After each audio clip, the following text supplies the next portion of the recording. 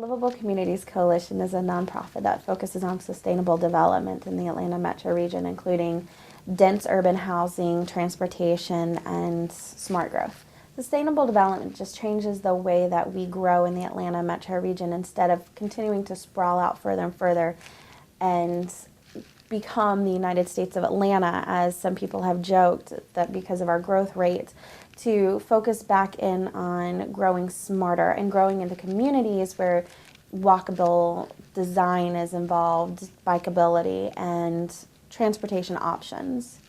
The benefit is a new way to live in the Atlanta region. You can walk to the store, you can walk to work, or you can bike to work. Just changes our growth patterns and the way that we view housing and view living in the Atlanta metro region, and to make us more just smarter growth, smarter users of the environment. I think given the options, people will flock to it. We're starting to see a change in the mentality in the Atlanta metro region. People are seeing the need to have options. People are tired of staying in their cars and having these long commutes from the suburbs and being stuck for hours in some occasions. We've done some focus groups in the suburbs. They were all held, up in Cobb County, inviting people from all the different suburbs, and people were, without being asked, were saying that they want trains to come out to Cobb County. They want trains to take them to Chattanooga to improve access to jobs. It's something that I think the mentality really is shifting. We're starting to see people not needing to be encouraged. It's something that they want. So in 40 years, the Transportation Investment Act is the first time we've made a major investment in how we move and get around the Atlanta metro region. Part of the TIA project list right now are potentially 3 new rail lines. There'll be the Clifton Corridor, which will go from Lindbergh Center Station down to Emory and the CDC. It hasn't not been decided, but it could be heavy or light rail. So heavy rail is the Marta subway as we see it, or light rail is a modern day streetcar similar to what we see in Charlotte or in Dallas and Salt Lake City. Another part of that is the Beltline. The first segments of the Beltline will be built if we pass the TIA, and it will extend from the Atlanta downtown streetcar network up to Piedmont Park, across North Ave, and then down to an infill station at Simpson. So it'll meet down into the Marta heavy rail network down there. And then a third potential line is up into Cobb County. So we'll go from Art Center Station up to Cobb Galleria, and will be the first suburban rail line in the Atlanta metro region.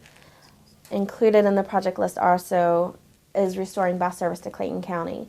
There'll be a new bus service brought to Clayton County to restore, to replace the service that was closed when C-Tran left of March of last year, when Clayton County closed C-Tran, as well as some money to continue the Greta service for 10 years, Gwinnett County service.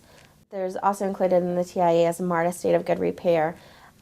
Because Marta doesn't receive state funding, it's really been hurting for funding for years, and there are just some basic maintenance that really needs to happen in order to keep Marta as a viable system.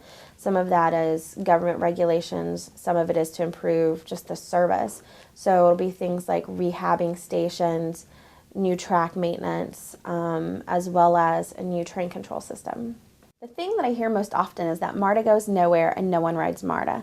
And I think those are those astound me, those myths do, because Marta is actually a really large system. It's the 9th largest system in the nation, has 48 miles of track and 91 bus routes, and serves 500,000 riders a day. That's a whole lot of nobodies not riding a system that goes nowhere. I think that is what people don't understand the most, is that we really do have a robust transit system, and it has a lot of limitations by the way that the Marta referendum, the way that the Marta Act was written, and that it cannot operate in Cobb County or Gwinnett County as it currently stands.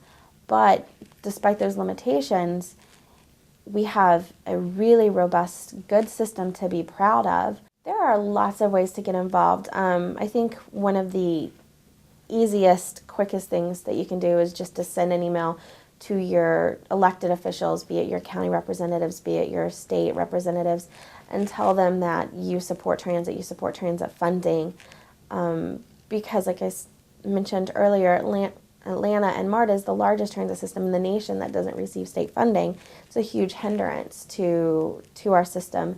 And you're going to continue to see fare increases and service cuts without some additional source of funding coming in, which could be the TIA. The TIA would be a huge lifeline for MARTA and for transit in the region in general.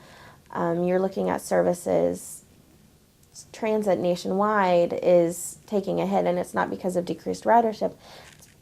Transit also, you have to buy gas for the buses that MARTA runs. You have to continue to pay the electrical bill, and as we as consumers see those prices go up, I think people forget that MARTA still has to buy gas and that those prices go up for them as well.